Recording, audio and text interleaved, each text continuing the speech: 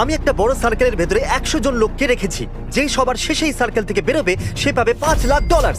কিন্তু যেই red লাইনটাকে touch করবে তার গেম ওভার। আমার কিচ্ছু যায় আসে না যে কতক্ষণ সময় লাগবে, কিন্তু যে সবার শেষের বাইরে আসবে সে পাবে $5,00,000। $5,00,000 প্রাইজ। ওয়াও! আমি সমস্ত শিডিউল ক্লিয়ার করে রেখেছি, তো আমি 2 সপ্তাহ এখানে থাকতেই পারবো। যতই সময় লেগে যাক আমার কিছু যায় আসে না। তুমি এই সার্কেলের ভেতরে কতক্ষণ থাকতে পারবে? আমি জানুয়ারি মাস অব্দি ছুটি নিয়েছি। তুমি আগামী 6 মাসের জন্য ছুটি নিয়ে নিয়েছো? এখানে সত্যি 100 জন আছে। এখানে একদম জায়গা নেই। ওরা এখানে ঘাস তৈরি করেছে। এরা সব কিছু করতে পারে।